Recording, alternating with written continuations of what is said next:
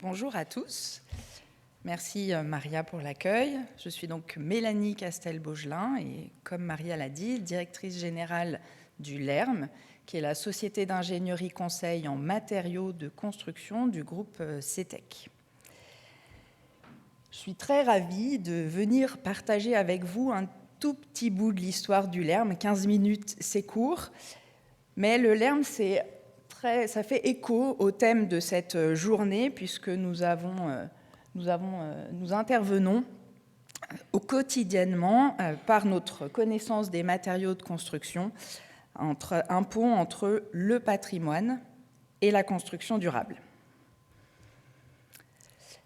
Pour mettre un petit peu de contexte, en effet, nous sommes ancrés dans le patrimoine d'Arles puisque nos locaux sont dans l'ancien château d'eau, dans le quartier de la Hauture d'Arles. Et nous avons donc pu, avec la mairie, rénover l'intégralité des réservoirs et ainsi avoir près de 3000 m² d'installation de laboratoire en plein centre-ville d'Arles. On ne nous voit absolument pas puisque nous sommes cachés derrière les remparts, mais nous sommes bien là.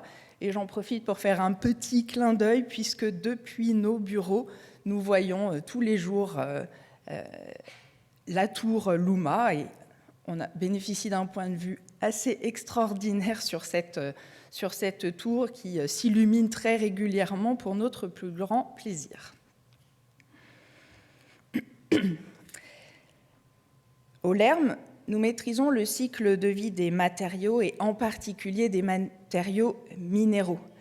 Nous intervenons depuis les ressources et leur formulation, donc leur origine, lorsqu'ils sont au sein de leur environnement, jusqu'au moment où on va les employer dans le bâtiment ou dans les ouvrages d'art, que ce soit les ponts, les tunnels, en fait dans tout ce qui est bâti, jusqu'au moment où il est parfois nécessaire de déconstruire et de réemployer pour réintégrer le cycle. Nous intervenons également dans l'ensemble du cycle de vie du projet. Ça fait écho à ce que présentait tout à l'heure Eric. Là, c'est un cycle très classique. Pour autant, toutes ces phases-là sont nécessaires, quelle que soit la façon dont on le fait. En construction, on ne les mettra pas sur une ligne, on va les mettre les unes en parallèle des autres. Ce qui est important de savoir, c'est que cette démarche-là d'éco-construction et de co-construction peut se faire à l'ensemble des étapes. On intervient donc de la phase de R&D, l'accompagnement à la conception, mais aussi en phase de construction, pour intervenir finalement comme un pont entre la connaissance du passé, le patrimoine, et les exigences que nous devons avoir pour l'avenir, avec la construction durable. Le challenge que l'on décide, nous, de relever tous les jours, c'est concevoir durable et faire durer. Pour la conception durable, il s'agit là d'intervenir pour réduire les émissions des gaz à effet de serre, réduire aussi l'extraction des ressources. Il faut donc faire preuve de recherche, d'innovation, mais on peut aussi intervenir dans la caractérisation, dans la formulation de ces matériaux, avec de l'innovation dans les formules, et aussi dans l'économie circulaire. Ce n'est pas tout de concevoir durable. Il faut aussi faire durer, utiliser plus longtemps, puisqu'en utilisant plus longtemps notre patrimoine, on contribue également à en réduire l'émission des gaz à effet de serre, mais aussi l'extraction des ressources nécessaires. Là encore, il est nécessaire de faire preuve d'innovation, de travailler à la durabilité des ouvrages et aussi à les préserver, voire à les restaurer. J'ai choisi d'illustrer ceci avec 3 projets. C'est peu, mais le temps était court. Le premier, vous allez tous le reconnaître puisqu'il est très à côté de chez nous, c'est l'amphithéâtre d'Arles. Nous avons participé à sa restauration entre 2001 et 2003. Là, on intervient pleinement dans le faire durer. L'objectif ici était d'accompagner l'architecte en chef des monuments historiques, M. Alain-Charles Perrault, dans sa démarche de cristallisation de l'édifice. Nous l'avons donc accompagné dans la compréhension des matériaux d'origine, les mortiers anciens qui datent de l'époque romaine, en les caractérisant pour pouvoir arriver à prescrire des pierres de substitution, des mortiers de joint qui soient conformes à ce qui a été fait il y a très longtemps. Il était aussi nécessaire, bien évidemment, de faire des techniques non destructives pour comprendre cet ouvrage. Il faut en limiter les prélèvements, mais ensuite, quand on fait des contrôles, il ne faut pas aller détruire ce que l'on cherche à préserver. On a donc utilisé des techniques dites non destructives, avec des radars notamment, pour arriver à comprendre l'état de la pierre dans sa profondeur et s'assurer que les pierres de remplacement étaient conformes à la pierre d'origine. Nous avons également accompagné à la formulation des mortiers d'injection afin qu'ils soient le plus possible compatibles avec l'existant et ne pas, par notre intervention de restauration, ne pas faire durer cet ouvrage. Un autre exemple, cette fois dans le concevoir durable. On va élargir un petit peu le territoire et on va aller en plein milieu de l'océan Indien.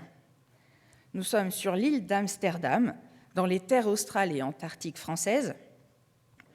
Et sur place, il était nécessaire de remettre en état un ouvrage maritime qui s'appelle la cale. Sauf que, vous voyez la taille de l'île, c'est une toute petite île. Forcément, quand on construit, il est nécessaire d'importer des matériaux. Je n'ai pas mis le point sur la carte parce qu'il faut vraiment dézoomer pour voir cette toute petite île au milieu de l'océan Indien.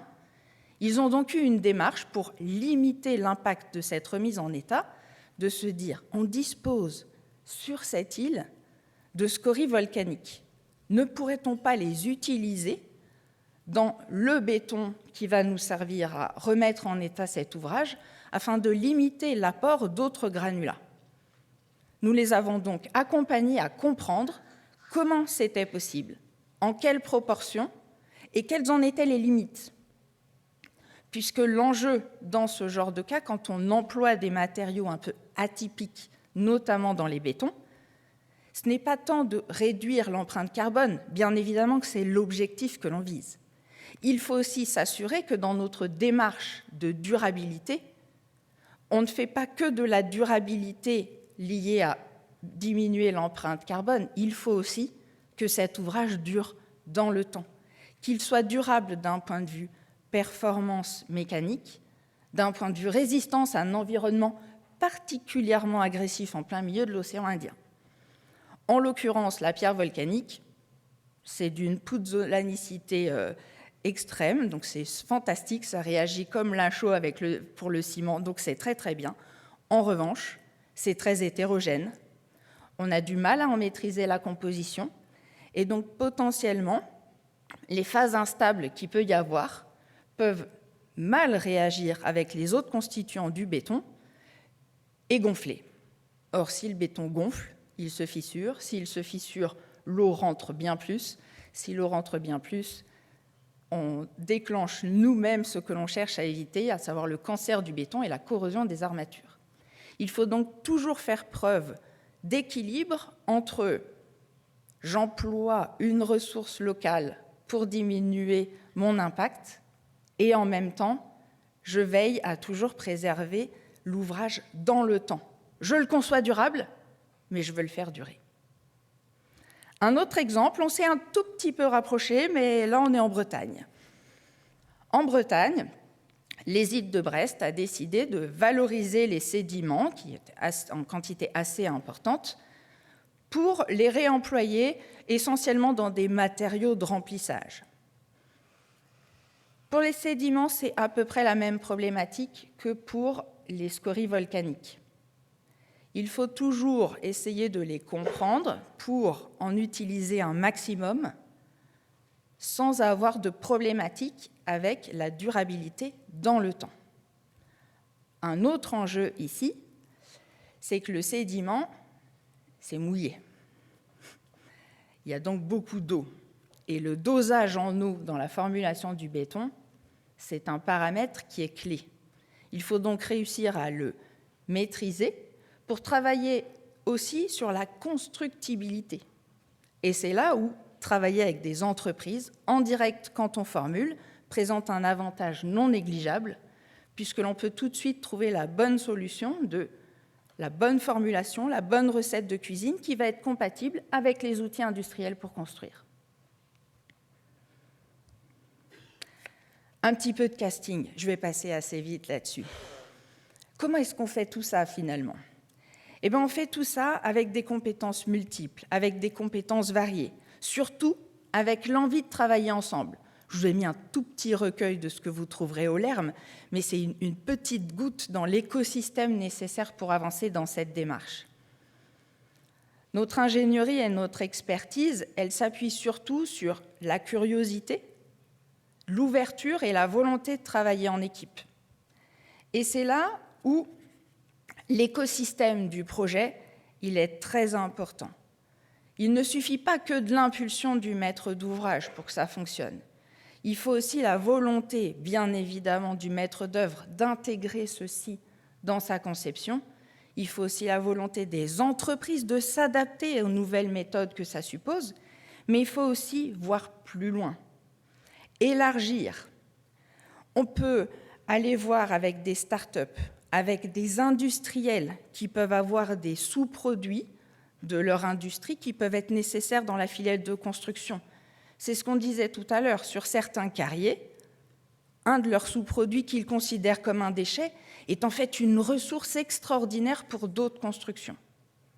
Il peut aussi y avoir des producteurs locaux, on vient de le dire, avec l'agriculture, on a des sous-produits fantastiques à intégrer dans la construction. Tout ça, cet élargissement de la vision, je pense que c'est ce que voulait faire passer comme message cette journée, et je trouve que c'est vraiment quelque chose sur lequel il faut qu'on continue ensemble de capitaliser. Il faut aussi faire preuve d'innovation.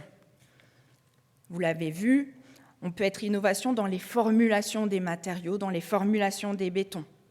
Il faut être innovant dans notre réflexion à comment je limite l'import et l'apport de matériaux dans ma construction.